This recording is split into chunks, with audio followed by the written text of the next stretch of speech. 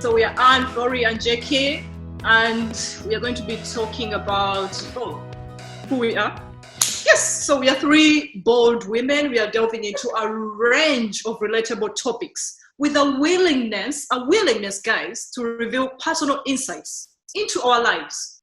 So you're welcome into our world, and I'm going to share a screen with you whereby you can follow us. That's a bit stretched out. Twitter.com/worldafj. And if you're on Twitter right now, actually, I've put up a tweet whereby if you're going to attend the NTV dance party tonight, you better watch this fast. We thank you for the shout out. Oh, yes. I'm going to start the screen share right now, and I'll hand over to the ladies who are going to tell us how their week was, because we plan on starting this conversation with talking about our weeks, whether we're sad, whether we're happy, before we launch into our serious topics. And the topic today is Impostor Syndrome. But before we get to that, Anne, you look like you're burning to share something. Please. I want to know how your week was, just so that I can surprise you with my week.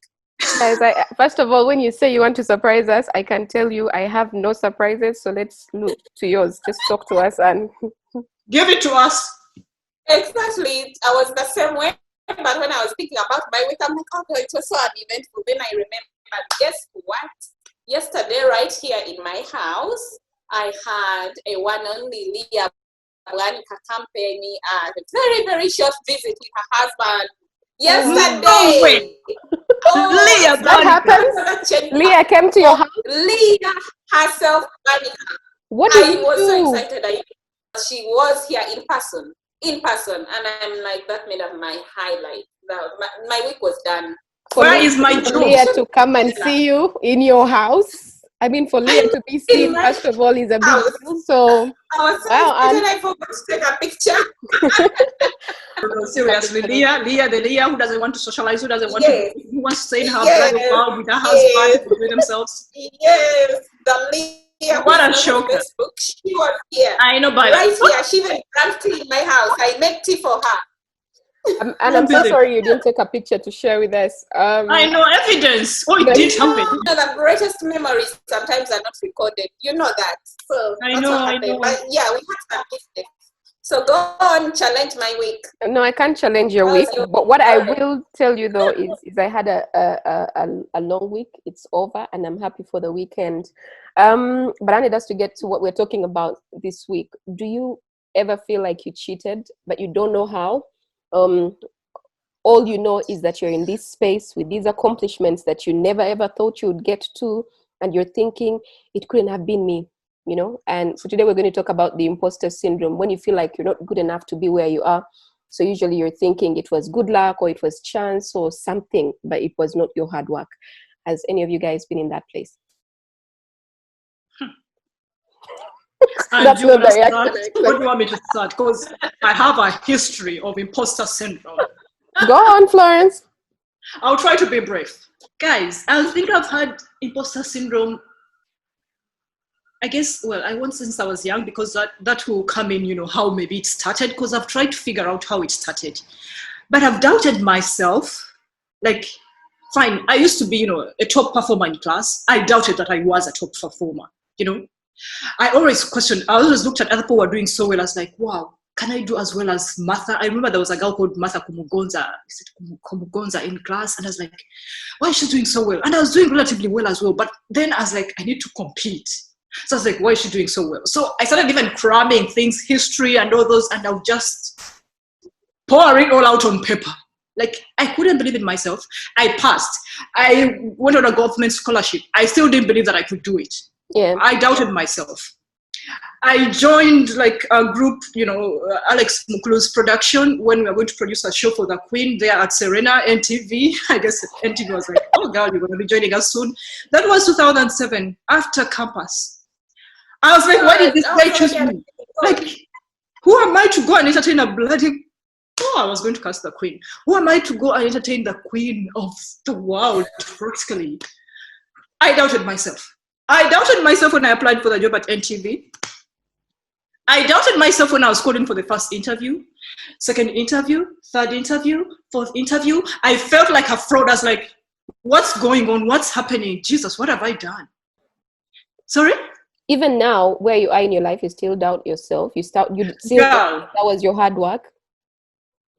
I doubt myself. Let me show you something.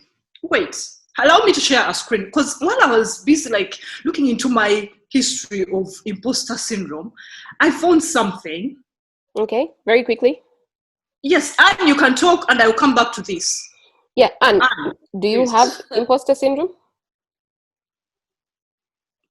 When you say that, do you have imposter syndrome? It feels like some monster that I go carrying around. Some monster that I carry If you around. ask So me, yeah.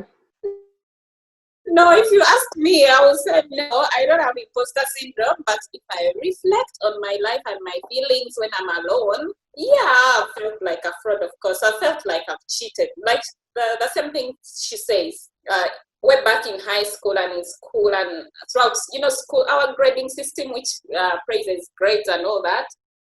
So when you perform well, it's easy to think that you're lucky, that you didn't put in any effort at all. Exactly. So I used to tell people that it just happens. They say, oh no, this one is going to pass, but I would be like, it's just happened. And at the back of my mind, I was like, you wait, I'm one next exam away from showing all of you how much of a fraud I am. Thank you. It's horrible. It doesn't happen like that. But yeah, it comes and goes. It comes and goes. But I don't feel like I'm a fraud all the time. It only comes when I'm probably about to start on a new project. Now that's where, all the self-doubt comes in. That's where it comes in. But I'm sure you have your story to share, Karun. Yeah, Karun share, because the other one that I was going to share. Have you collected? Karun, do you ever feel like a fraud? I do. A lot of the time, guys, I have it in a major way. I know that I have a good head on my shoulders on a normal day, but sometimes something happens and I think, oh my goodness, nah. When I applied for school, Florence, you know how much you pushed me to do that? You and Tabu? I sort of thought, that one won't take me, but I applied anyway. Then they gave me an offer and I was in shock for a long while.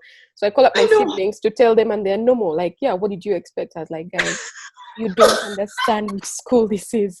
They took me. And then they were like, you're just there deceiving yourself that you're not clever. So until a lawyer friend of mine, Nicholas, told me last year, and he's like, just when you have imposter syndrome, we're having a conversation. So I started looking it up and just really thinking about the reality of actually I do have it. But when did you realize, Florence, that you had imposter syndrome? I think the very first time that okay, you know what? Like in that period when I was struggling to go dance for the Queen and stuff like that. So after that, in 2008. But I was calling it diffidence because I gave it a name. No, there's a guy who gave it a name for me, diffidence. I went for like an interview and he was really trusting me. Even the guy who referred me to them, to go be a writer, that was Interreligious Council. I remember, imagine 2008 after campus. And the guy, I actually told the guy that actually, I'm sorry, I don't believe in myself. I'm like, yeah, you are a diffident.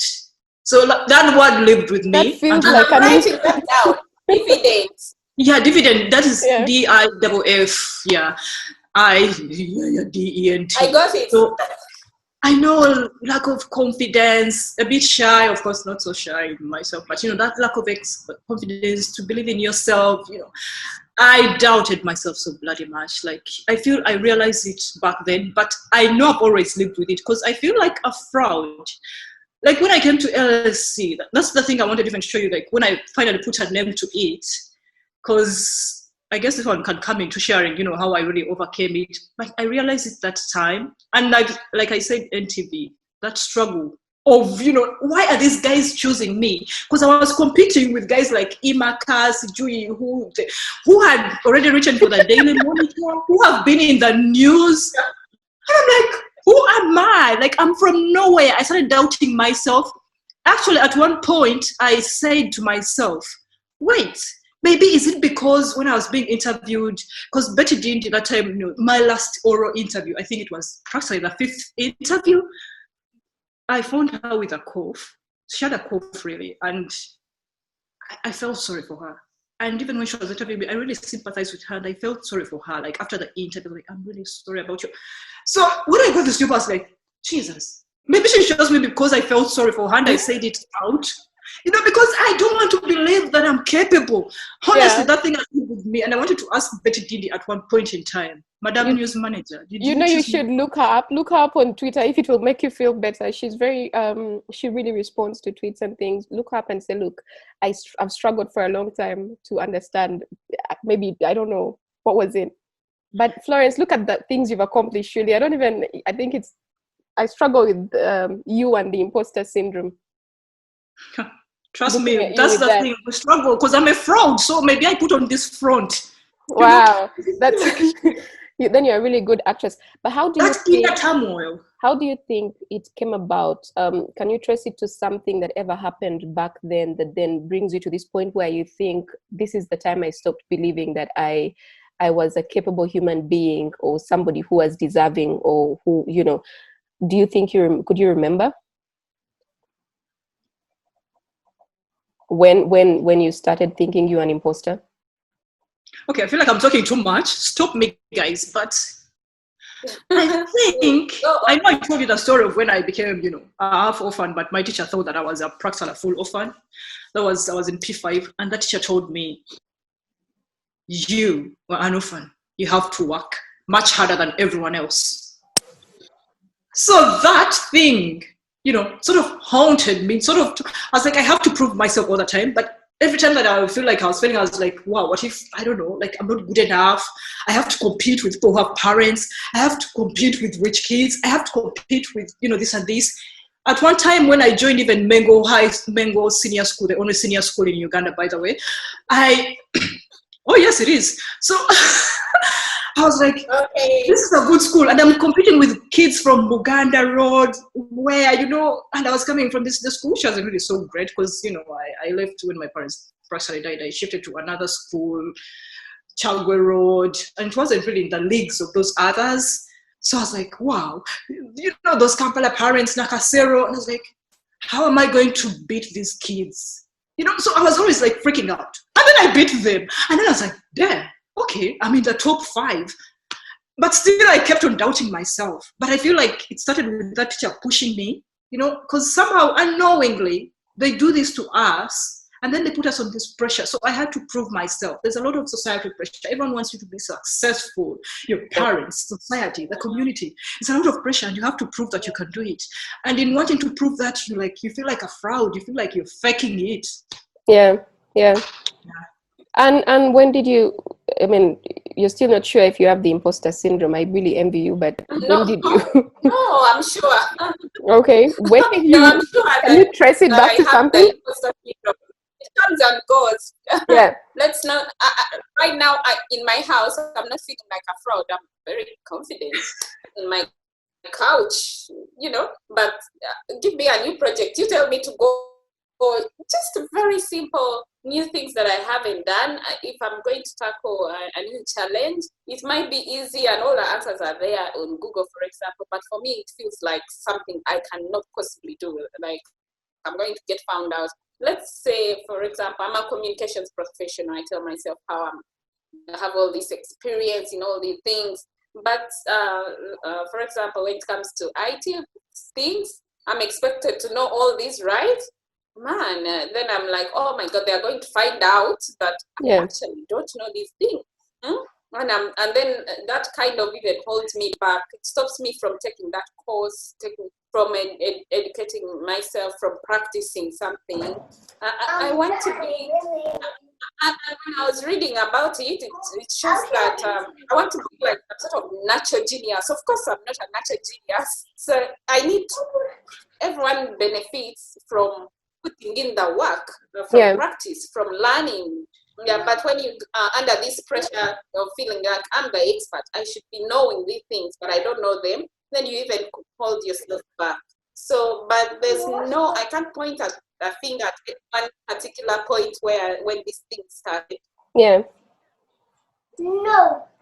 I'm going to say it. So, according to our system, it misled me to think that Anna can do things academically at least.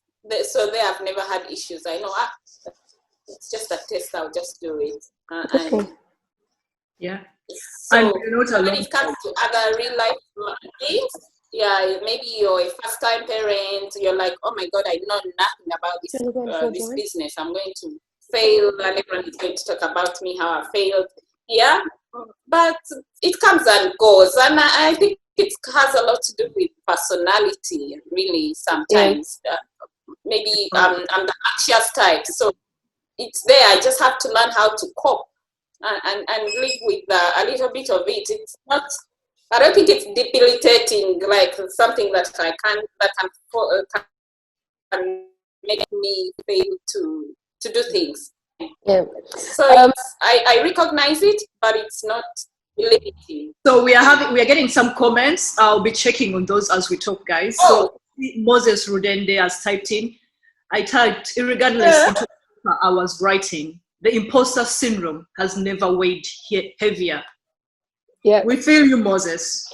I'm thinking about what Anne was saying, and for me, I think it was family expectations. I don't even know if they expected anything of me. I think it's because when you come from, depending on the kind of family you come from, my family members, my siblings are extremely clever. Everybody did sciences except me. Ooh. And I would never take my report card to my parents after my brother. My brother was a year older than me. I would never. Like, if he's taken his report card, there's no point. Why am I taking mine there? You know what I'm going to get anyway in particular subjects, like math. So Josephine, were you that bad? Guys, I was the kind of person, like, I would have a 1-1 in every subject I liked. And the subject I didn't like, which was math, that was going to be like a definite 9. 7. No, 7. Like 9. Josephine, sorry. Yes. Sorry. Can you share your screen 3-way so that we are 3? Because you can't see. All right, let me see what to do. Just in the speaker. Sorry, you're really the person who should be managing this thing. I can't. At the moment, it's just seeing one person at a time. So on Facebook. Really, and for us, we can see all of us. So I was going to say, guys, do you ever feel? I was reading up on the imposter syndrome, and I could see things like depression, anxiety, things that when you're tracing it back, low self-esteem, people who are perfectionists, and so they want everything to be a certain kind of way. That could be a thing. If you were to give yourself a title, the title that they give you at home, who are you? What's your title? Are you the smart one? Or that could never be you? Well, let me tell you something. My family, they believe in me so much. They know I'm smart. I just don't believe in myself. I'm sort of a fixer-ish as well, like all out there. Like, I care, of course, when especially the young ones, when they piss me off, yes, then I'm going to be really pissed and give it to them direct and stuff. But loving, I'm there for them, because we've been a sibling family, so there's this attachment which grows. And even outside of that, the larger family. I have a particular uncle I went to school with, Geoffrey Sajabi. That guy believed in me so much. He's the only true uncle, really, I can say, wow. He believed in me so much. People just say, that part of that is, he's now family. He's married to my sister. But, yeah, they believed in me so much, but I always doubted myself. Like, right from campus. And what would your title be in your family? I'm even laughing. I don't know. Maybe I should call them as guests and they tell us. But I think right now they would probably say I'm the mean one. Yeah, I'm the tough one. I'm not so generous with my kindness and all those things like other people are. But that's because I'm the biggest sister in the family, so I sort of take up the parenting role a bit. So yeah. Mean one. Before, I think it changed. I used to be the favorite one, the one they send to your dad to go and ask for that thing that he doesn't want to give to the whole family. But when you go through Anna, you get it, that kind of thing. Yeah. I think they used to push me a lot to, go and tell. Even my own mother would say, go and tell to ask for money for this. When I go and they give me, you dare send someone else. You're not drinking sugar. Mm. How do you guys Yeah, so I how do you guys then manage the imposter syndrome when you know that you have it? How do you, if it freaks you out when you're going to start a new project that you're doing, how do you get yourself out of that funk to now, just tackle the thing that is ahead of you that you must do? Okay, that's when I'm going to share my screen because I found this post. I have accepted. I'm part of LSE.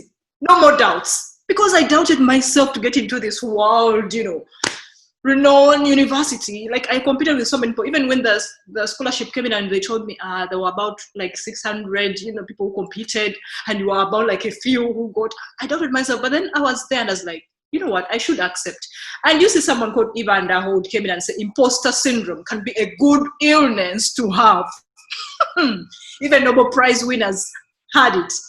And look at my comment. That's 4 years ago. Could be Achilles syndrome as well. They are pressure in the same bracket. Also Achilles syndrome. Maybe it evolved into imposters. It's when you fear, you're proud, you're going to be discovered. You work so bloody hard, but you feel like someone is going to find out that you're a fake. So yeah, we're having this discussion. Imagine this is how many years ago, but I was like, I need to accept, Yeah. And of course, in my mind, I believe that I'm going to stop sharing the screen. I believe that, it's the imposter syndrome which is pushing me. But actually, when you think about it, it's myself who's pushing myself. So you have to realize that. I try celebrating the little successes. I try to accept it. Like people tell me, oh, Florence, you've done a good story. And I'm like, okay. So like, I'm doubtful. Like you guys, like NTV, they were giving us always awards, and I go out and pick it up. How many awards you got, Florence? Oh God, she took everything home. And the beauty was like even being noticed like from outside, people like the Pope Secretariat, UNFPA, and going on those trips abroad. And like, okay, maybe I should start patting myself a little bit on the back. Yeah. But I felt like it's the imposter syndrome driving me. But then again, you have and I agree. What you say there is important, because that's also what takes me through. Like looking back at your past successes and all these achievements that you've done, deep inside that I've done things before, so I will do this other thing as well. Yeah. If I've done like new jobs I didn't have experience and I was able to excel at those positions, then I know that this other new challenge, I'll also take it on. So I fall back onto my successes, on my achievements, on all the things that I've overcome. And you guys, that I've lived a very long life. Huh? Should I say my age here? Yes, we are about big. I'm a few years from 40. I'm what? I'm not going to get into the age conversation. No, don't care about age. Age, no, let's keep it a little bit of a secret for a few more months. So I look at everything I've done before and know that I'll do this as well. So that's how you move on. But also, I don't know when I started reading something. I would read things about say yes more. I mean, there's in today's world, you find that you're being told to say no, to push back because you get overwhelmed. But some of us who have plagued with self-doubt, if someone invites you to join a particularly difficult project, you're like, I'm not qualified, so I'll say no. You then first say yes, then like tomorrow you don't sleep the whole night, then you come back and say, no, you see, I'm busy at this time, I won't be able to do it. So now I've learned to recognize that it's my fraud capping saying say no, and then I say yes more. Even when the whole system, all the voices in my head are telling me, and you're not good at this, I'll say yes, and then I'll work through it. I will prepare. Preparation helps as well. So I would like to hear you. Well, before I even talk about mine, I wanted to ask you guys, do other people's thoughts about you, and either if you're actually good at what you do or if you should be doing what you're doing, do they count? First of all, I have to my hands have to find things to do so people don't see my nails, those picky people. Does it ever count what people say? Because I think one of the things that also, I think affected me, and I realized I have the imposter syndrome, would be what people say. So especially because our kinds of jobs are jobs that put you in front of people.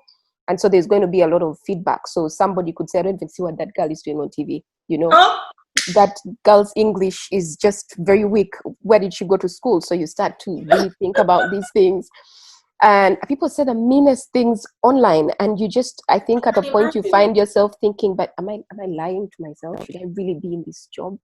Maybe I'm better off, you know. Then you find yourself wanting to be more in the background. girl, that's the worst thing that can happen to a successful person. Yeah. You just sort of shut down. There's a way you just keep thinking about, you know, that simple negative statement someone made, or even a critique. Sometimes really they are genuine, you know, but others are just generally mean. And then you push yourself harder. That's when you're not going to have sleep. Like, I can have sleepless nights just to make sure I do something perfectly, you know. I feel like I said, I feel like the imposter syndrome is pushing me. But then, like I've said, you have to realize, like, it's you. It's your hard work. You're putting it in. Of course, there'll always be those people who believe in you, who are just, you know, nasty and horrible. But you have to count on the good. You look at your track record. You look at, like I showed you my card last time. My boss said, brilliant. My boss is always praising me. And sometimes I'm like, okay, it's now my former boss because I just quit this week. Last week. Because it's always telling me, you're brilliant. You're brilliant. I'm like, what? Why? What does this guy see in me? But all it takes is just one person to critique you. And then, you know, you feel like all your successes are just a sham. You feel like, oh my God, I've been outed. I'm outed. But you know what? Look at your successes. Believe in your friends who really push you on and take that. Yeah. Really. Yeah, I like the friends bit. Having that, you support the people you tell, you tell your feelings, your fears, your negative thoughts, and then they tell you, no, and you can do this, you're good at this, you should be doing more of this. So that when you get that one negative criticism, sometimes which is not even right, you can move past it. Otherwise, it can drown you. So your support is very important. Yeah, but yeah, it's something we worry about. Yeah, I'll just quickly, because I promised we'd keep time today, I'll say quickly what I've learned to do now to manage mine. I think that when you are aware of the thing that you struggle with, and now that I'm aware, thank you, Nicholas. Nicholas told that to me in December, and since December, like, I've been very intentional. I try to be very intentional about things. So I don't brush off positive feedback. Before, I would just, you know, I'm not sure if you're even telling the truth. If you said, Josephine, that was a good, you know, this, are you just saying it because, or was it a good interview? Are you trying to help me sleep at night? Like, what's that? But now I don't just brush it off. I take the time to review and say, you know, yeah, maybe I did good there, or maybe I'm all that and all of that. So I think it's important to, as much as we listen to the negative criticism and the comments that people throw at us, it's very important also to give thought to the good things that people say about the things that we are able to achieve. I mean, look at what you guys have been able to do, surely. And I think we've known each other long enough to be able to speak honestly. And I think that, I mean, the imposter syndrome should be a lie for what you've managed to achieve. So in closing, please say something, each of you. I'm giving you about 5 seconds each, and then I will ask Florence to sign us out. I want to say one thing about this whole feeling like a fraud, feeling like you're not enough, feeling like I want to say that a little amount of self-doubt is healthy indeed, so that you don't go around with a puffed stomach thinking I know it all and become really a bore. But a little amount of self-doubt is good to push you on. But then reframe your thoughts on your success, girl. You've done it, you've achieved it, and just keep doing things. The sky is the limit. There's no sky. Thanks, Sam. Florence. And I am that. Just own your success. Revel in it. Believe it when your friends tell you you've done well. Believe it when your boss says, celebrate a project that has gone well. You know, I try to do, such these days. Try to believe more in yourself. You're all you've got, honestly. Like, don't let, don't believe that it's the syndrome pushing you, like I've said already. You're pushing yourself. It's you. It's all you. You're putting in all the hard work. You're putting in. It's not luck. It's not by chance. But it's okay. It takes, steps to get over that and start believing in yourself. It's all right. You have, uncomfortable moments. You freak out. You'll be anxious. That's the worst thing, anxiety, by the way, when you have the imposter syndrome. But yeah, you both will be fine. Right. Yes. For me, I would say, well, the positive feedback really, really counts. And so I just tell myself and anybody else who's listening to make the effort to give people positive feedback or constructive feedback, actually.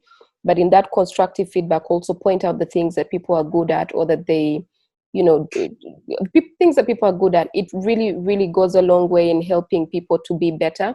If all you ever do is just really say, I don't think you're cut out for that, or I don't think, try to help somebody and say, I think your whatever skills are really, really good. Can we, just point out something that helps somebody be a better person. So let's give some attention to the positive feedback that we get. And yeah, that's it from me, Flory. Yes. So, all right, guys, thank you so much for watching. I don't know if I should take you back to our screen, but please follow us on Facebook, follow us on Twitter. Has Anne disappeared? No, she's right there. I'm still here. Oh. I'm right here. Oh yeah, I was trying to find, that follow us on Facebook, follow us on Twitter, follow us on YouTube. We need about 100 followers so that we can have a customized name. But yes, it's In Our World AFJ. Do you want me to bring back the screen? It's right here. I found it. So yes, we are all over the place in your face. We are here to have bold conversations, unvarnished truth. We are going to share our experiences, our own personal experiences lived through our friends, lived even through you, the Facebook community, the social media community. So let's have these serious conversations, and please send us send us, comments, share your views, send us videos. We can always share them before we start the show. We can put them on our social media. Let's do a lot of sharing, and please share ideas. I want to end with a screenshot of all of us, me and sharing. There's a lot of sharing. Oh God, Florence, just close already. You told me that we had to be fine. Can you respect the orders you give me? No, we didn't check in on the people. We didn't check how they're feeling with the corona, but I hope everyone is feeling really fine in these hard times. Really? Florence, your confidence is overwhelming. But we're past our 30-minute mark. Can you say bye to the people? I'm going to say bye to the people by just leaving them the screen. So, yes, that's it. So, bye-bye. Us, In Our World, Anne, Flory, and JK. Follow us. Josephine, I believe you're going to sign us out.